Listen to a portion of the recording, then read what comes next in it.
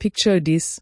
About 2,100 years ago, around 65 BC, a ship loaded with stacks of coins and rare artifacts is sailing across the sea. Out of nowhere, a massive storm hits, swallowing the ship whole. In no time, the vessel is caught in the storm's grip, sails torn to bits, and with all its cargo, it sinks near an island called Antitra, between Philip and Crete, plunging hundreds of it into the deep. Fast forward nearly 1,900 years to 1,901. A group of divers is poking around the ocean depths just doing the usual thing, when they stumble across wooden crates and all sorts of bits and bobs under the sea.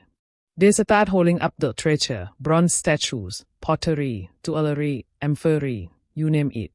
Among the loot, they find this big green corroded lump.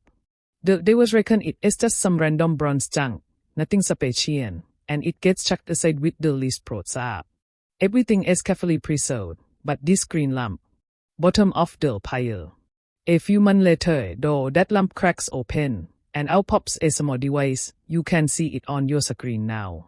At first, people thought it was some sort of clock, but when researchers dug deeper, they realized this was no ordinary timepiece. This was a computer, built 2,000 years ago. How did it work without electricity? Who made it? And what was it for? That is what we re-diving into in today's video. So, hello, folks, I am Charlie, and let us kick off another cracking episode. On 17 May 1902, when that bronze lump split open and revealed the device, archaeologist Victor Stens noticed multiple keys inside. He reckoned it was an astronomical clock, basically an analog device that tracks the movement of planets and stars. But when he pitched this to other scholars, they weren't convinced. Why? From the outside, it didn't look that complex, and the idea of an astronomical calculator from 2,000 years ago seemed bonkers. Some thought it was just a fancy timekeeper, others called it a calculator. Word of this ancient gizmo spread like wildfire, and researchers started flocking to check it out. One of them, German philologist Albert Reed, did the deepest dive yet. He proved, with solid evidence, that this wasn't just a clock or a basic calculator. It was a device that continuously tracked the positions of the Sun, Earth, Moon, and a few other planets. Reed found a key clue in one of the device's fragments, the number 19, which pointed to the mechanic cycle. That is a roughly 19-year period where the Sun, Moon, and Earth realign in the same position. For example, if they relined up today, the positions will shift a year later because they all move at different speeds. But according to the mechanic cycle, proposed by Metal of Athens in the 30th century BC, they all realign after about 19 years. This cycle helped the ancient Greeks predict eclipses and sync lunar and solar calendars for religious purposes. Reed also spotted the numbers 76 and 223, referencing that. Solar calendars for religious purposes. Reed also spotted the numbers 76 and 223, referencing the Ceres cycle, a Babylonian method for predicting eclipses. The figure you are seeing on screen now is how Reed pictured the device's full setup. He was convinced it tracked not just the Sun, Moon, and Earth, but also the 5 planets known at the time: Mercury, Venus, Mars, Jupiter, and Saturn. The only snag: tech limitations. BSK then, there was no way to properly analyze the device's internal structure or even guess what its components did.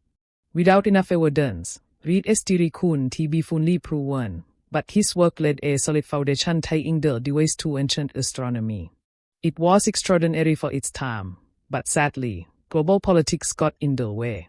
Tensions rose, sanctions hit, and by 1914, the First World War broke out. A few years after that, the Second World War kicked off, and the device was left gathering dust in a corner. Revival of research.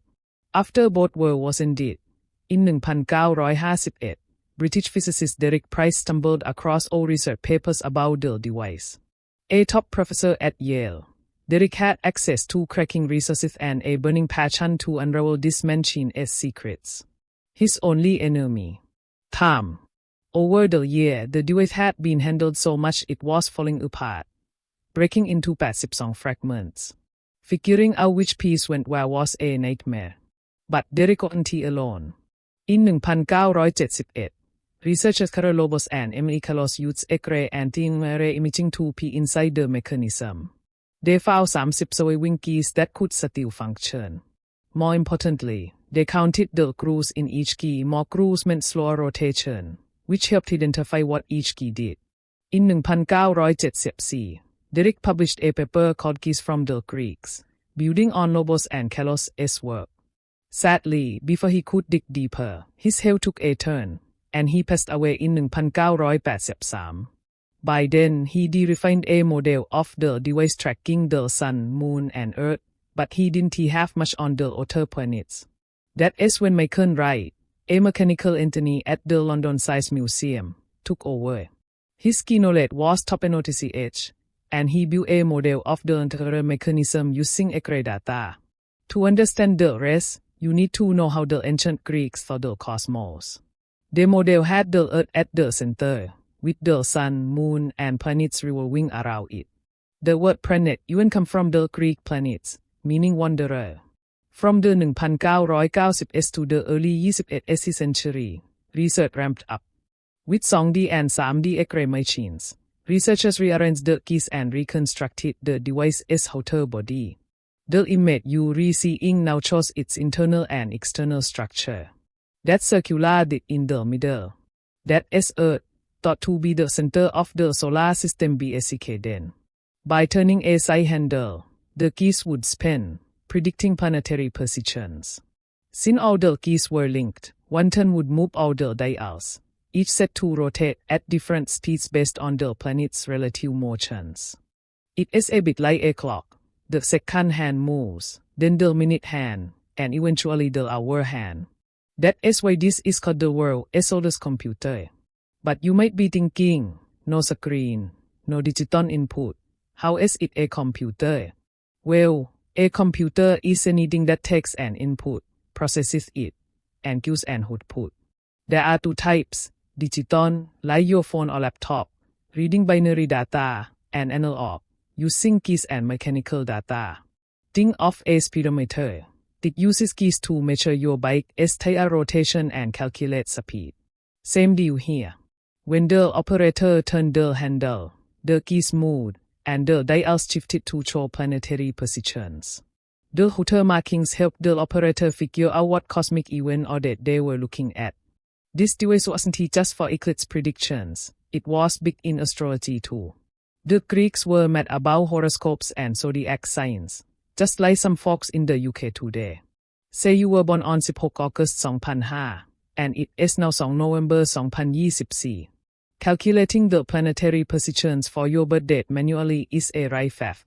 With this device, the Greeks could just spin the dial to 16 August 2005, input, the keys would process it, and the dials would show the exact planetary positions, output. That is the full input process or output cycle of a computer.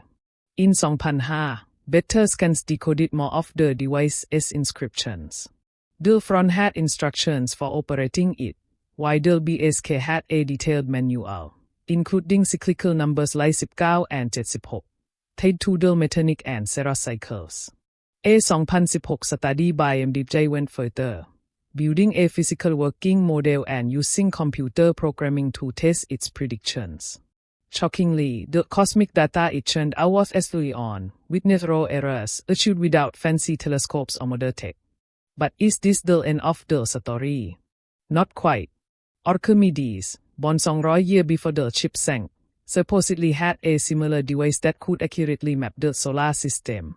He and the ancient Greeks also had machines capable of wiping out armies in seconds without lifting a finger. If you want a detailed video on ancient Greek machinery, drop a comment below. So mates, that is the entire mechanism. A device built 2,000 years ago when keys were barely a thing. Modern keys. We only cracked those a few hundred years ago, yet the ancient Greeks pulled this off.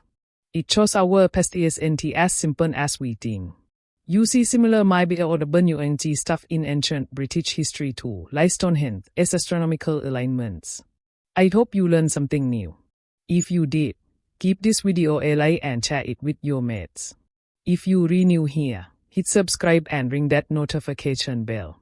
And if you enjoyed this, I made another video on this topic 6 years ago. Click the link to check it out. It is proper fascinating.